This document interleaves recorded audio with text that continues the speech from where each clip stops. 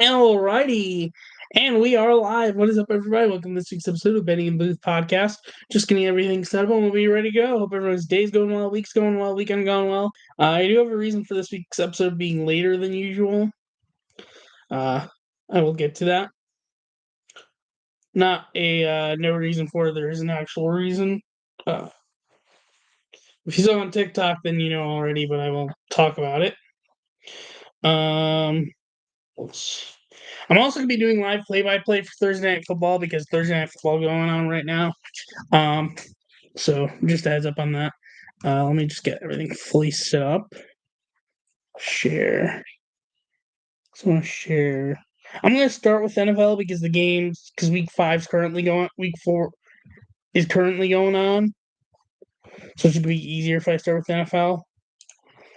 And I can just dive right into it. I will say already, my pick tonight is Seattle, and Seattle's winning 14-3 at halftime. So I'll just get that out of the way since anything's going on. Well, actually, let's just start with this. What's up, everybody? Welcome to this week's episode of the podcast, episode 189. Thank you all so much for the support this point. I very much do appreciate it. As for why this episode is later than originally would have projected, is because Landers decided to make a fast day, which normally does not have English classes, a complete full day of English classes, because why not just fudge everyone over and make everyone have to sit on a fast day in English classes when that's probably one of the last places you want to be on a fast day, eat or drink at all. And it's just like, really? Like, it's just crazy. I don't know. Landers is whack.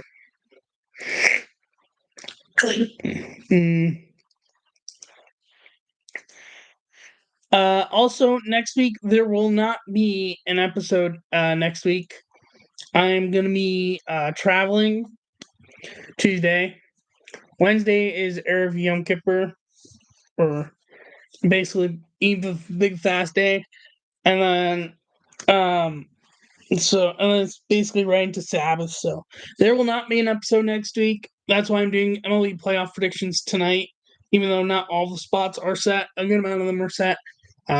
If they fluctuate, I'll adjust if need be. But pretty much, I think, if I'm not mistaken, the only division that's not set at the moment is really the AL Central. Yeah, every other division's set anyways. Playoff spots are mostly clinched except for a few here and there. Like, a lot of it's already clinched, so it's not like the worst scenario for me to be able to do predictions. Like, I definitely can. Just obviously it won't factor the teams I'm missing. I didn't think of that beforehand, so I didn't write down predictions. I'm just gonna go through it raw on the episode. But we're gonna start with the NFL, and then we're gonna do college football, and then we'll get to MLB. Anyways, so NFL Week 3. Excuse me. Bills beat the Dolphins 31-21, including the playoffs. Bills have thrown multiple touchdowns in 8 straight home games against the Dolphins, while also winning each one, tied for the longest such home streak against a team in NFL history, including the playoffs, along with the Patriots versus the Jets from 2014 to 2021. Bills through 3 games this year, 3-0, 100-plus points scored, 0 turnovers, less than 15 penalties, 150-plus 0.0 plus rushing yards, and 15 per game, and 250.0 net 0.0 plus net passing yards per game. Never in NFL history has any team done all that in any 3-game span. Obviously, I'm going to mention the Browns game. I posted a immediate reaction.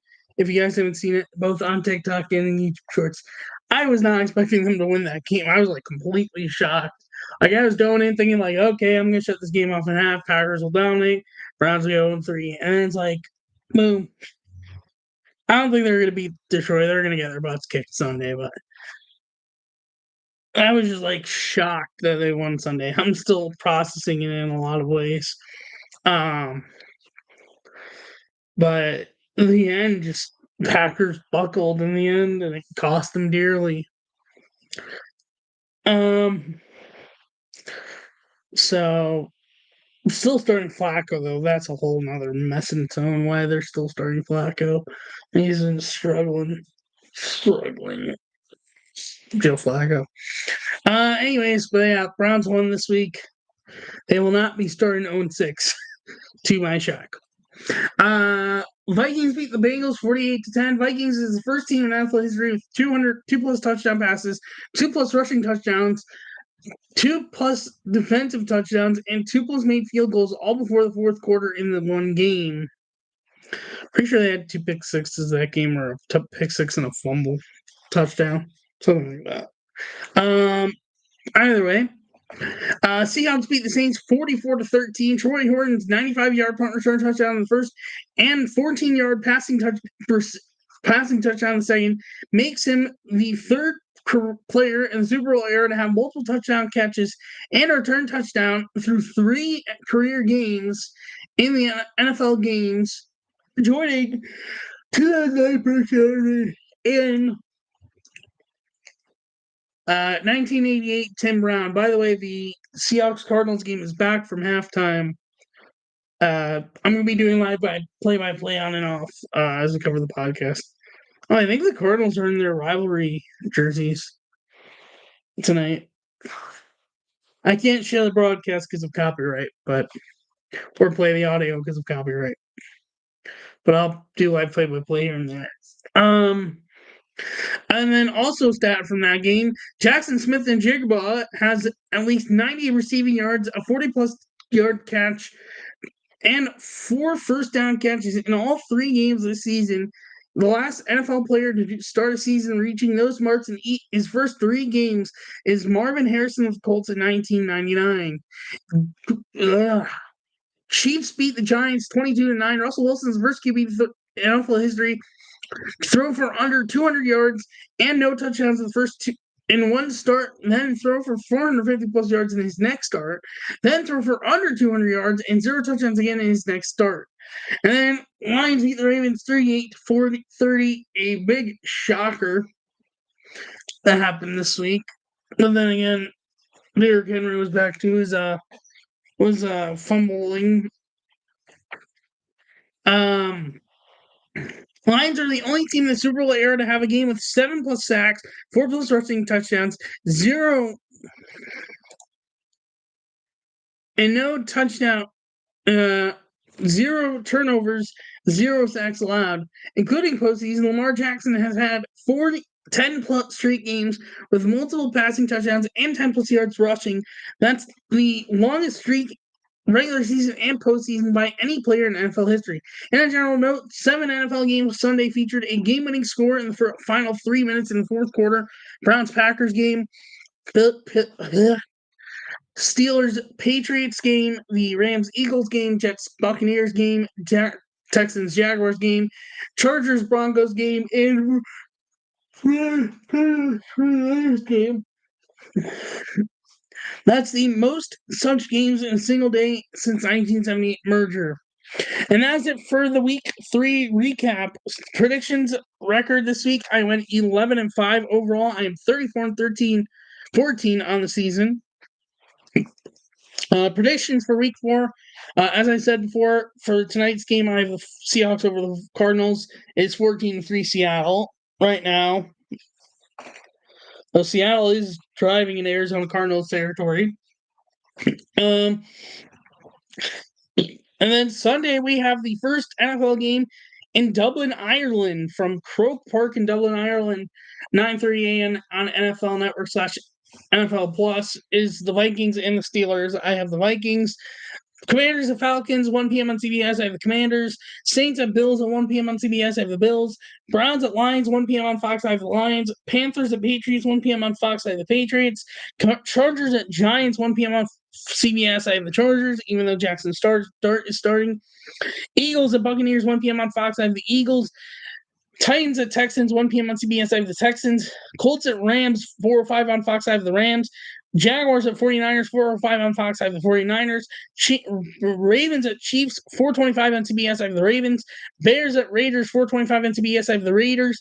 Packers hosting at the Cowboys, 820 on Sunday Night Football on NBC. I have the Packers.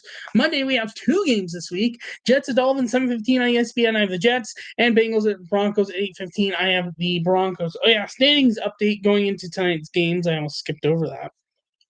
In the AFC East, the Bills in first place at 3-0, followed by the 1-2 Patriots, followed by the 0-3 Jets and Dolphins. In the AFC North, the Bengals and Steelers both 2-1, while the Ravens and Browns are both 1-2. In the AFC South, the Colts are 3-0, followed by the 2-1 Tech Jaguars, followed by the 0-3 Texans and Titans. And in the AFC West, injury in the Cardinals game, by the way, Chargers are in first place at 3-0, followed by the 1-2 Raiders, Broncos, and Chiefs. In the NFC East, Eagles are first place at 3-0, followed by the 2-1 Commanders, followed by the 1-2 Cowboys, followed by the 0-3 Giants. In the NFC North, Packers are first place at Packers, Vikings, and Lions all 2-1. Bears are 1-2. In the NFC South, Buccaneers are 3-0, followed by the 1-2 Panthers and Falcons, followed by the 0-3 Saints. And then in the NFC West, not including tonight's games, the 49ers are first place at 3-0, followed by the 2-1 Cardinals, Seahawks, and Rams. So someone's going to be 2-2. Someone's going to be 3-1. At the moment, 3-1 looks like to be like the Seahawks, and the 2-2 looks like to be the Cardinals, but we will see what happens. Now, college football. A few upsets this week, and just general results within the top 25.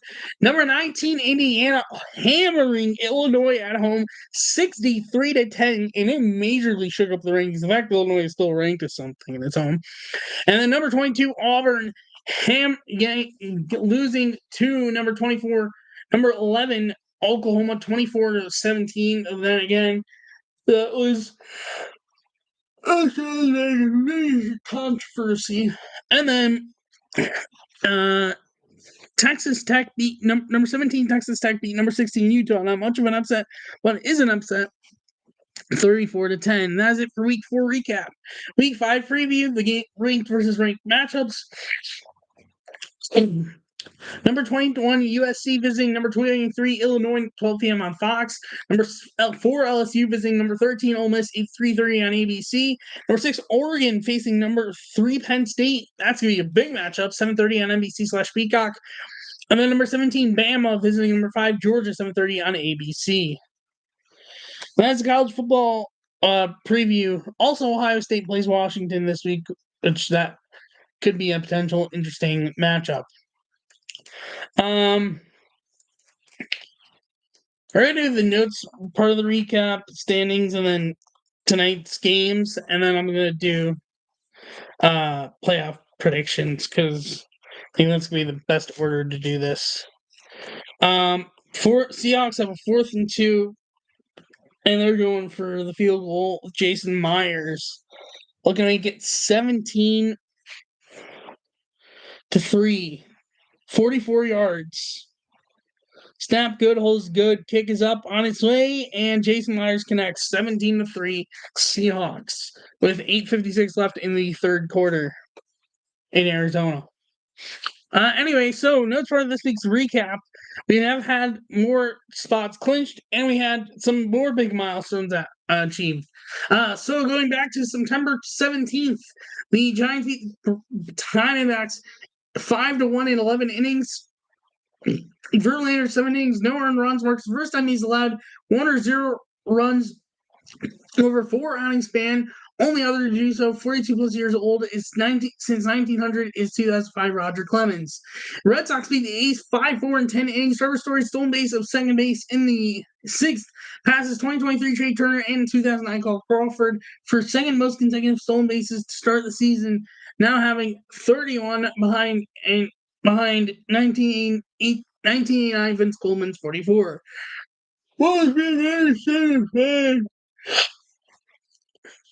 Eugenio Suarez, 2 homer in the second is his 46th this season. Passing 2017 J.D. Martinez for the second most homers in the season for multiple times, now only behind 1997 Mark McGwire, 58. And general note from September 17th, with Trey Savage Major League debut on September 15th, makes him the 10th player to play at 3 full season minor league levels, plus made his Major League debut in the same season, joining 2025 Dylan Smith of the Tigers, 2024 Edgardo Henriquez of the Dodgers, 2023 Orion Kerkering Phillies, 2021 Spencer Strider Braves, 2017 AJ Minter Braves, 2014 Kendall Graveman Blue Jays, 2011 Addison Reed White Sox, 2009 Dan Runzler Giants, and 2009 Daniel Hudson White Sox. That's it for September 17th. For September 18th, Dodgers beat the Giants 2-1. Giants 10 walks, 1 run, and 1 hit, but lost. Makes them 13 to walk, 10 plus batters will allow 1 or 0 runs and 1 or 0 hits since 1900. Joining July 28th, 1976 White Sox Blue Moon Odom Francis Barrios no-hitter in 2-1 win over the Athletics. And August 19th, 1965 Reds Jim Maloney's no-hitter and a 1-0 win over the Cubs.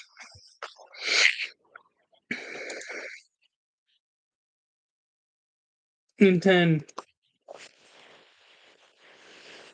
That's it for September 18th. For September 19th, Mets beat the Nationals 12-6. Juan Soto's threw a homer in the fourth and 2 walks, leading to 42nd homer and 121 walks this season, meaning his fifth season with 25 plus homers and 120 plus walks, which is the 4th most behind Barry Bonds' 11, Babe Ruth 10, and Ted Williams 8. The number is consecutive, which is the 2nd longest streak behind 1941-42 and 46-49 Ted Williams 6, which excludes military service from 1943 to 1945. Also marks the 5th season with 120 plus walks, which is 5th most behind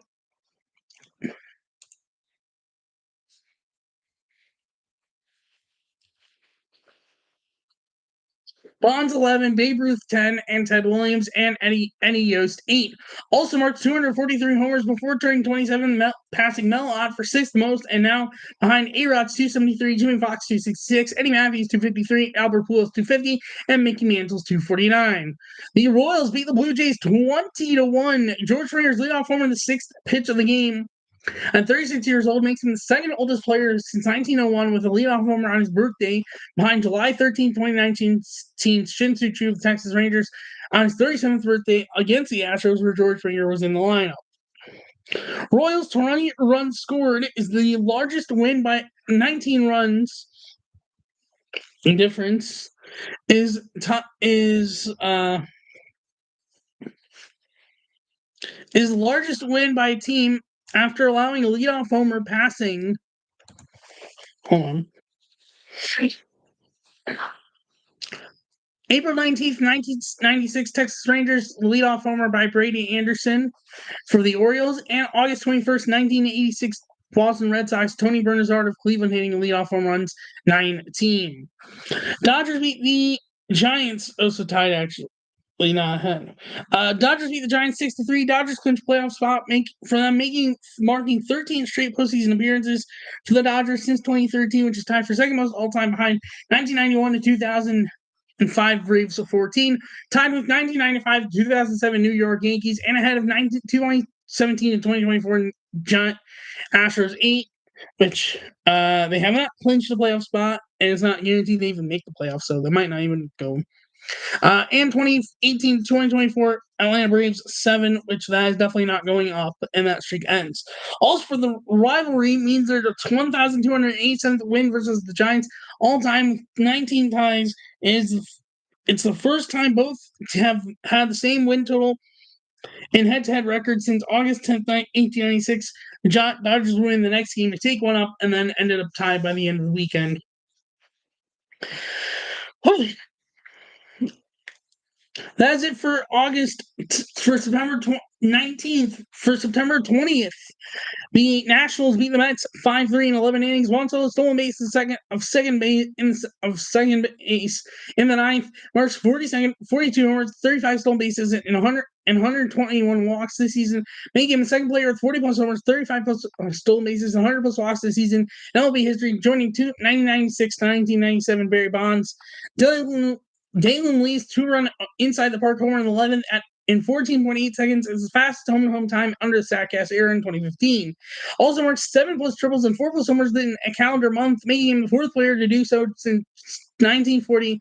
Joining June 1963, Vada Pinson of the Reds, June 1957, Willie Mays of the New York Los Angeles Giants, and July 1942, Eno Slaughter of the St. Louis Cardinals. Yankees beat the Orioles 6-1. John Carroll's Stanton's 3-run homer the first, and Aaron Judge's solo run the third is their 57th time homering in the same game, tying Jim Rice and Dwight Evans for 8th most. Mariners beat the Astros. Astros 6-4. Cal Raleigh solo run the third marks his 46th homer as a catcher this season, passing 2003 Javi Lopez for most in a season as a catcher. Also his 57th this season, which passes 1997, 1988 Ken Griffey Jr.'s 56 for most homers this season in Mariners history.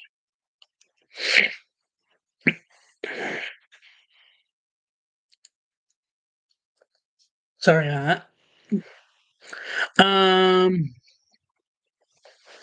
Dodgers beat the Giants 7-5. Bryce Elder's bases cleared double in the first at 20 years and 315 days old makes him the youngest San Francisco Giants player with multiple RBIs in the game since Jack Clark on September 12, 1976 at 20 years and 307 days old. Also 3 RBIs. The Guardians beat the Twins for 6-0 in game 1 of a doubleheader. J. Ram solo run the first marks 30-40 season, which makes him fourth player with multiple 30 seasons with 30-40, joining Bobby Bonds for Alfonso Soriano and Barry Bonds. That's it for September 21st. For September 20th. For September 21st.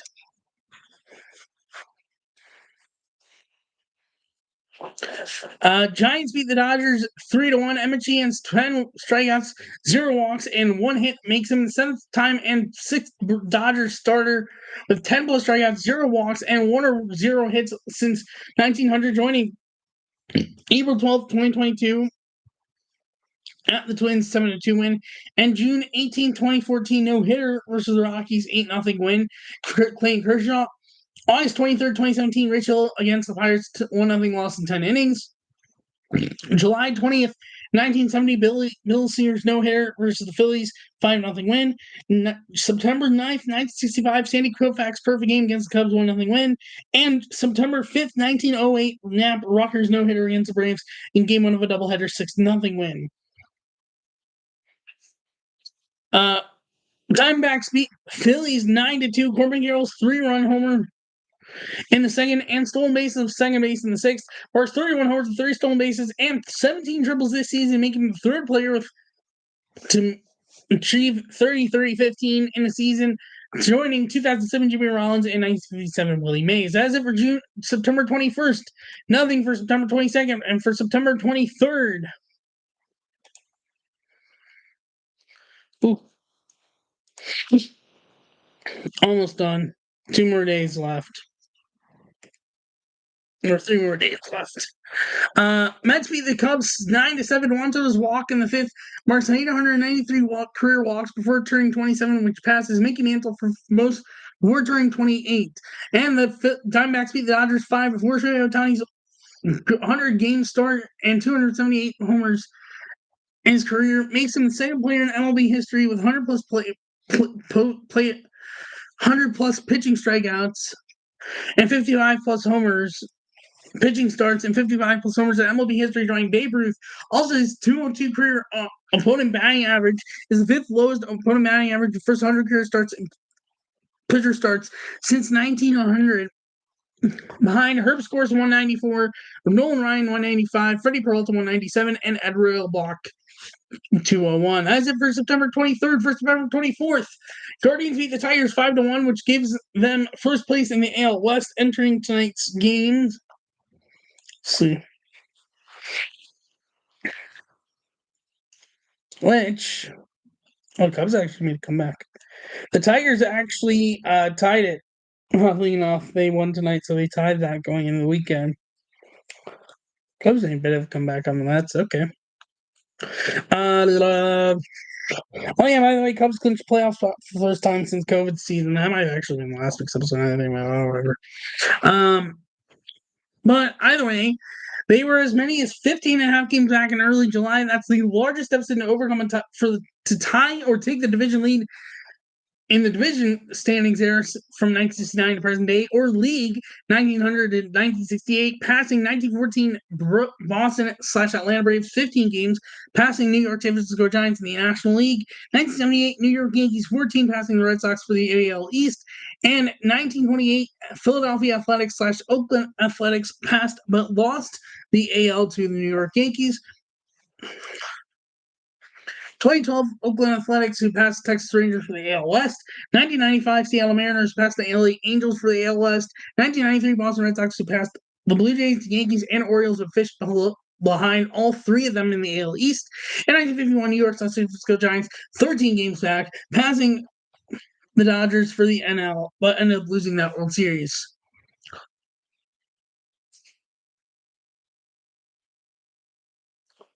Their 11-game September deficit, which is the largest September deficit to overcome the tie/lead of the division. Pirates beat the Reds 4-3 in 11 innings. Paul Skeens 1.97 ERA this season makes him the first qualified pitcher with a sub-2 ERA in his 23 season or younger since Doc Gooden in 1985 to 1.53. Phillies beat the Marlins 11-1. Schwarber's solo home run in the third is his 23rd off left-handed pitching this season, passing 2021 Matt Olson, 1949 Sammy Jules, 22 for most of the season by a left-handed batter versus left-handed pitcher. Also, solo home run, Alec Bohm solo homer back-to-back. Otto Kemp's two-run homer and Edmundo Soto solo homer back-to-back in the seventh. Marks 4 homers inning, which is tied for second most in a single inning in Phillies history with August 17th, 1985 7th, and behind June 2nd, 1949, 8th inning 5. Yankees hammered the White Sox 8-1. Aaron Judge's 3-run homer in the second is his 50th homer this season, marking his fourth 50-plus homer season. That tied for most in MLB history, passing A-Rod's 3 and tied with Sammy Sosa, Mark McGwire, and Babe Ruth. Also makes his 8th time and 7th player with consecutive seasons with 50-plus homers, joining 2024-25 Shohei Ohtani, 2001-2002 Alex A-Rod, 1998-2001 Sammy Sosa, 1997-1998 Ken Griffey Jr., 1996-99 Mark McGwire, 1928-20-21, and 1920-21, and 1927-1928 Babe Ruth. The Mariners beat the Rockies 9-2. Cal Raleigh's two-homer game marks 60 homers this season, tied with 1927 Babe Ruth for 8th most on both leagues and third most in the AL, behind 2001 Barry Bonds 73, 1961, 1998 Mark McGwire 70, 1998 Sammy Sosa 66, 99 Barry Bonds, Mark McGwire 65, 2001 Sammy Sosa 64, 1999 Sammy Sosa 63, 2022 Aaron Judge 62, and 1961 Roger Maris 61. Which, by the way, if Cal Raleigh breaks Judge's record, I'm going to say MVP is unlocked for him. But we'll see. He has enough time he can pull it off. I'm curious. Because I believe that game has started and has been scoring in that game. Could that mean Cal Raleigh went up to 62 or 61? Survey says, nope, it was a Eugenio Suarez homer. Is he even starting today? Yes, a DH. Okay, I was just curious to see.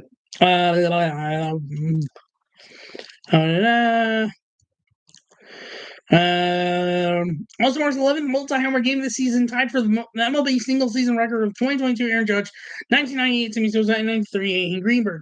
Also passes in 2003 Javier Lopez is 8 for the most multi-homer games in a season, playing catcher with 9. Mariners clinched postseason AL West for the first time since 2001. Dan Wilson played for the Mariners in 2001 and is the current manager of the Mariners, making him the third individual player to play and manage sequential division titles for a team, joining Craig Counsell, Brewers 2011 and 2018. He was a bench player for the 2011 Brewers, and Bruce Bochy of the 1984 and 1996 San Diego Padres. And a general note, This marks the third season with 4 players with 50-plus homers. Judge, Cal Raleigh, Shohei Ohtani, and Schwarber this season. Joining 2001 Barry Bonds, Luis Gonzalez, Alex Rodriguez, Sammy Sosa, and then 1998 Mark McGwire, Sammy Sosa, Ken Griffey Jr., and Greg Vaughn. That's it for the most part of this week's episode of the podcast. Now for standings update, the current game's going on, and then I'm going to give my playoff predictions. Well, obviously the bracket will probably change between now and then, but for at least as of how the bracket is set up right now, I will be doing playoff predictions, meaning there won't be an episode next week. Might honestly not be an episode for the next 2 weeks even, just because of how things play out. We'll see. Update, which will include today's games. In the AL East, Blue Jays in first place at 91-68, followed by Blue Jays and Yankees tied for first place at 91-68, followed by the 87-72 Red Sox. So honestly, they're probably out of the division race at this point. In the Central, the Guardians and Tigers are tied for first place at 86-73, followed by the Royals at 79-79, 6.5 games back. So they're more likely out of it also. And then the AL West, the Mariners have clinched the division at 89-69. In the NL East, Phillies clinched the division 94-61. In the NL Central, Brewers clinched the division 96-63. Cubs have clinched the playoff spot 89-69. And then the Dodgers clinched the AL West at 90-69 today, followed by the Padres, who clinched a wild card playoff spot. And then as for the wild card standings, so Cubs and Padres both clinched. Mets have a half-game lead over the Reds at the moment. And then followed by the Diamondbacks, who are a game and a half back, followed by the Giants, who are 3.5 back, and the Cardinals are 3.5 back, followed by the Marlins, are 4.5 back, followed by the Braves, who are 6.5 back. And then the AL, there's only one spot that's been clinched so far. That's the Yankees. Red Sox have the second spot. Currently, the Tigers have the third spot. And the Astros are barely back, but are getting close. Followed by the Rangers are 5 games back, followed by the Royals 5.5 back, followed by the Rays 8 games back. That's it for standings. And then as for today's schedule, over to tomorrow's schedule. I'll also go through the postseason schedule in really. Games currently going on. Mets leading the Cubs 8-5, bottom 9. Royals leading the Angels 3-1, middle 3. Mariners leading the Rockies 2-0, middle 3. As for the games that have gone final, Reds beat the Pirates 2-1. Orioles beat the Rays 6-5. Twins beat the Rangers 4-0. Astros beat the A's 11-5. Dodgers beat the Diamondbacks 8-0. Marlins lost the Phillies 1-0. Tigers beat the Guardians 4-2. Yankees beat the White Sox 5-3. And Blue Jays beat the Red Sox 6-1. And then, I'm just going to go through playoff schedule. So playoffs start Tuesday. The wild card series are Tuesday, Wednesday, and Thursday. And the league division series all start Saturday. AL with all the AL and NL. Sunday, AL, by the way, are going to be on the Fox networks, and NL are going to be on TBS. ALDS Games 2 will be on Sunday. NLDS Games 2 will be on Monday. Tuesday will be the ALDS Game 3s. Wednesday will be ALDS Game 4s and the NLDS Game 3s. Thursday will be the NLDS Game 3s, Game 4s. Friday will be ALDS Game 5s if needed. NLDS Game 5s will be Saturday. The championship series would start already Sunday for the AL. NL would start Monday, and then Game 2 for AL would be Monday. Tuesday would be Game 2 of NL. Wednesday would be Game 3 of the ALCS. Thursday would be Game 4 of the ALCS and Game 3 of the NLCS. Friday would be Game 4 of the NLCS and Game 5 of the ALCS. Saturday would be Game 5 of the NLCS. Sunday would be Game 6 of the NLCS. And then Monday would be Game 6 of the NLCS and Game 7 of the ALCS. And Game 7 of the NLCS would be on Tuesday. And Wednesday, Thursday are off. And World Series would be Friday, Saturday, Sunday, Friday, Saturday, Monday, Tuesday, Wednesday, Friday, Saturday. So that is the playoff schedule. Now I'm going to give my playoff predictions for how the playoff bracket is at the moment. This could change, of course. Probably for the next 2 weeks, I want to at least give predictions for at the moment. So, assuming this is how the playoff bracket ends up forming, it probably will change, but I'm just going to do it as of how this is set up.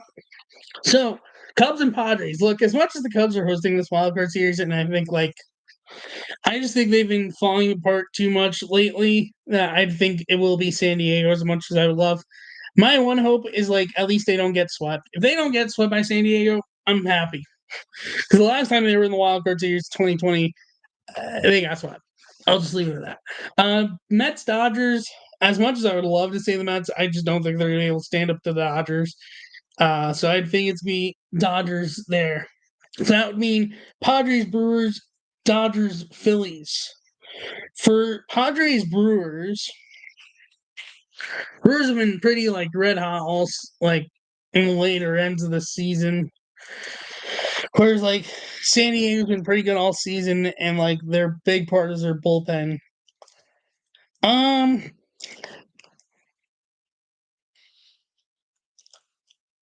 I think honestly, just because of Brewers, how they have not made much runs. I'm gonna say Padres just because Brewers not making it far in the playoffs. For Phillies Dodgers, my one question with the Dodgers really is gonna be what kind of Dodgers team are we gonna get? I think they can beat the Mets. I'm not sure if they can beat the Phillies. Honestly, we might just have a rematch of the 2022 NLCS. You know what?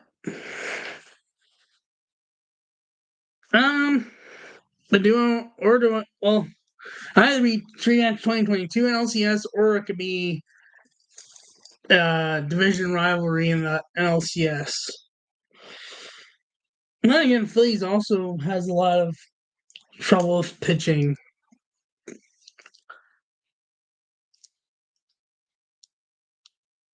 I'm going to say Philly, honestly. And between Philly and San Diego, I'm going to give the edge to San Diego because they just got that rock solid bullpen. So I'm saying San Diego in the World Series. For the AL wild cards, Boston's a great story. If it's Boston Yankees, I think Yankees are going to come out on top. I think honestly Boston's going to lose the wild card series, no matter whether it's New York or Toronto. And then for Cleveland, Detroit, holy cow, that's possible that's going to be a wild card series. If that's a wild card series, that's going to be a big sell in Cleveland.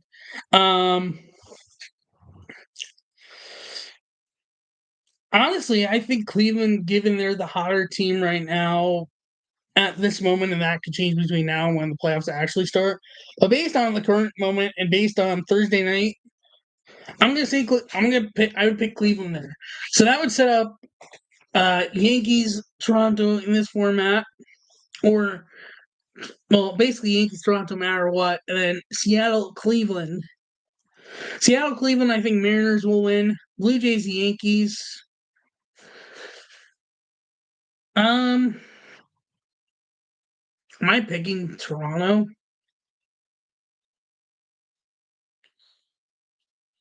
Yeah, because honestly, I don't know if I really trust the Yankees lineup inconsistencies in their bullpen to be able to advance much.